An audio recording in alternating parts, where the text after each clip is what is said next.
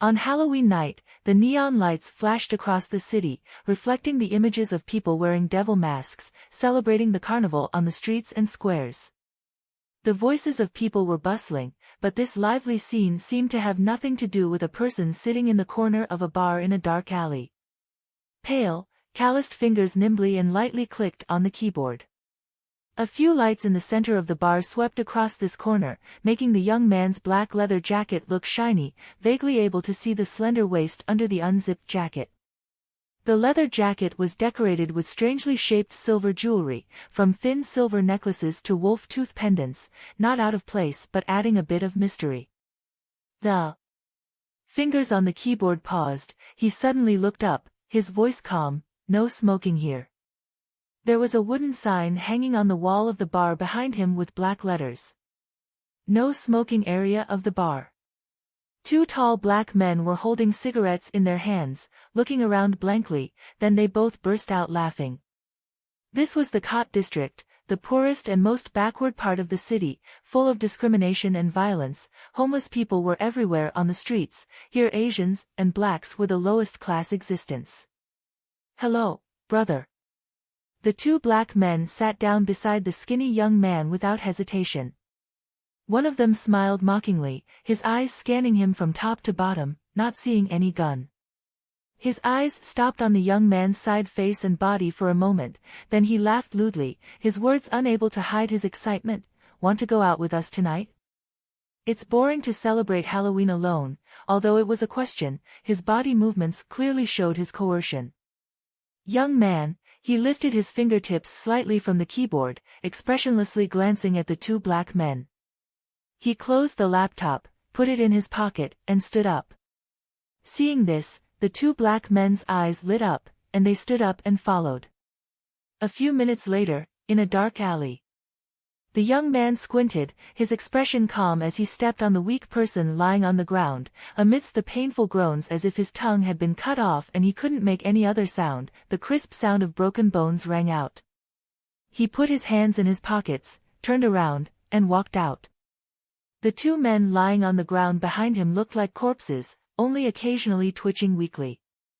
He couldn't go back to the bar, so he stood there for a while, slowly walked over to lean on his motorbike, took out a candy from his pocket, peeled it off, stuffed it into his mouth, and calmly looked at the bustling street in front of him, men and women drinking, having fun, laughing under their masks. A man dressed as a bat dragged a woman's body out of the corner, placing her in the middle of a pile of drunk people lying around.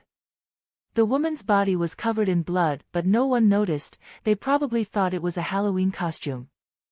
Under the monster mask, the man who had satisfied his hobby of killing people placed the body on the ground. After standing up straight, he suddenly felt a gaze. He subconsciously turned around, caught sight of a young man leaning on a motorbike across the street. But that person only coldly glanced at him, then calmly moved his eyes away as if looking at other people. Phew. Probably not discovered. The man who had a hobby of killing people breathed a sigh of relief in his heart, turned around and left with the crowd. "Hey, Susan, when are you coming back? I've already found a man for you.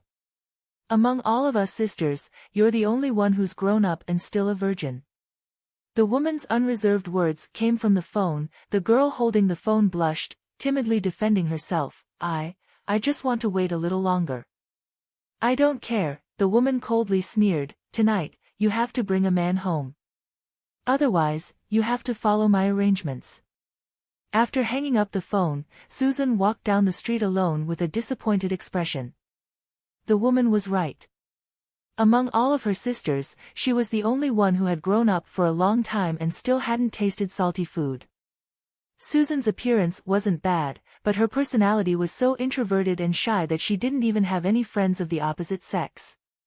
Today she mustered up the courage to dress up as Little Red Riding Hood. The red cloak and fur scarf made her look very cute. Little Red Riding Hood. Susan was wandering aimlessly on the street. At a glance, she suddenly saw someone who made her eyes light up. "Hello," she bit her lip, trying to force out a charming smile. "This gentleman, if you don't have a companion, can you lend me your time for one night? Half a minute, 1 minute, 2 minutes. In the silence, Susan seemed to be filled with embarrassment. She gritted her teeth, and said again, "You." The slender young man leaning on the motorcycle finally raised his eyes, looking at Susan coldly.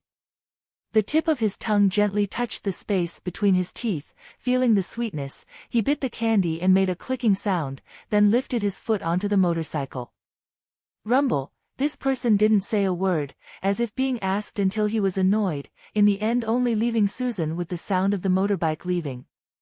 Susan stood there in a daze, her expression a little confused and embarrassed, biting her lip, as if she would burst into tears the next second. The poor girl stood there for a while, then left in disappointment, slowly walking towards the path filled with fallen leaves in the forest park. At first, Susan just wanted to be alone, but when she raised her head, she saw a sturdy man wearing a black cloak and a bat-shaped hood. When the man saw the lonely little Red Riding Hood, he seemed very excited, grinning with blood still on his teeth. Although it wasn't as refreshing and delicious as the previous person, this person wasn't bad either. The spiritless little Red Riding Hood bit her lip, slowly walking over. "It's done." Siddle put down her needle and thread, carefully admiring her work with satisfaction. "Well, it looks a little ugly." The crooked stitches were sewn tightly together. At first glance it looked like colorful earthworms were crawling on the little orange outfit. "Siddle, damn it. Why is this? It's not like the work in her imagination at all." She was silent for a moment, put away her sewing kit as if nothing had happened, and then gently nudged Sam's shoulder. She deliberately avoided that strangely soft-feeling head. How about I buy you some new clothes?" Sam, he shook his head, stroked the stitches on his clothes, and sat on the sofa with a satisfied expression. Siddle was a little disappointed. Never mind. Although her efforts to decorate this strange pumpkin were ruined by Pumpkin's rejection, she still had to exclaim, "Sam is so adorable. 100 times cuter than that stupid little brother Belch." The person and the pumpkin sat quite contentedly in the living room, both feeling that the more they looked at each other, the more pleasing to the eye they became. Ding dong, just as the atmosphere was becoming more and more harmonious, the doorbell suddenly rang. Huh? Someone was knocking on the door at this hour? Could it be a bunch of kids asking for candy or? Siddle hesitated for a moment, left Sam on the sofa, and stood up to go to the door. From the cat's eye, in her narrow vision, what entered her eyes were no longer cute kids. In the dark night, the orange light from the jack-o'-lantern illuminated a pile of white humanoid bones dripping with water and huddled together. Their bodies were covered with something like algae, sticking close to the skeleton. They all had masks on their faces, and under the masks, pieces of rotting flesh could be vaguely seen. Ding dong. A white knuckle pressed the doorbell. Ding dong, ding dong, ding dong. Time passed, the doorbell rang more and more frequently. Siddle, it seemed that what should have happened was unavoidable.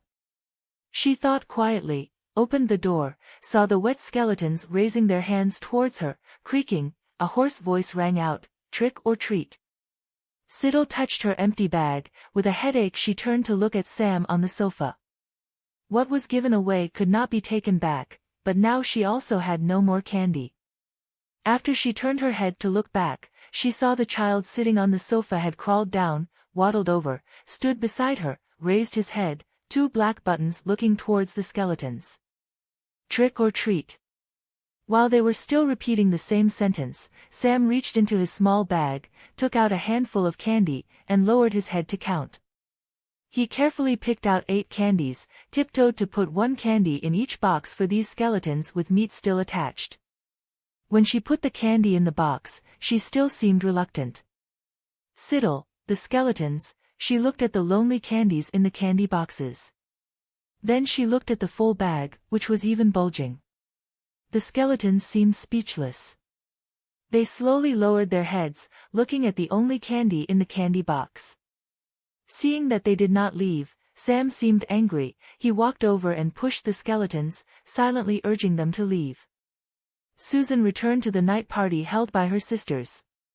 Tonight would be the first time in her life. The man with a hobby of killing people woke up. He looked at the previously shy Little Red Riding Hood, who was now also very shy, sitting on him in fear. Then, Little Red Riding Hood peeled off the skin on her body, revealing a wolf head with bright green eyes that were hungry. Or rather, it slowly opened its large mouth like a basin of blood, its sharp white teeth revealed in the darkness. The man was terrified. He struggled desperately, but the moment he turned his head, he saw beside the fire a pile of human body parts that had been bitten into pieces. After peeling off the human skin, it bit into the man's body. Slap! A large pool of blood spread out, a head rolled towards the fire. The sky gradually brightened. Sam had already dragged the large bag back to his sister's. It skillfully stepped over the branches beside the fire, found its own small rock and sat on it. After chasing away those skeletons, it returned to Siddle's house. Nothing else happened the whole night, until the sky was about to light up. Sam reluctantly left. After sending the child with the sack-covered head away, Siddle closed the door, looked at the gradually brightening sky, yawned, lazily rubbed her eyes, thinking about whether to go to sleep for a while. But in the end, she couldn't sleep. When Belch woke up at night for the first time, he saw his sister sewing clothes for a child. When he woke up for the second time, he saw the blonde girl was still wearing a silk nightgown, holding a glass of water in one hand, seemingly drinking, and holding a crowbar in the other hand. "You're awake," Siddle, who was trampling a man under her feet, seemed very calm. Belch trembled. "Sister. Why did you start again?" "Siddle. You saw it, why don't you come help me throw him out?" She urged anxiously. "Are you planning to let me do it alone?" This man wearing a white painted mask and work clothes looked very heavy. "Belch." He walked downstairs in confusion. Siddle glanced at him, put the crowbar aside, and called the police. "Hello, your psychopath who escaped 5 or 6 years ago, I found him. Where is he?" "He's at my house." The incident was finally over, but the next day's news reported that a woman had been murdered and several men had disappeared during the night. "Look," Siddle calmly said to Belch, "I knew someone would get into trouble on Halloween night." She wasn't surprised. The holidays ended and Siddle returned to school. Life went on as usual until she received an email from the school. "Siddle Christian student, the international exchange program you applied for last month has been approved.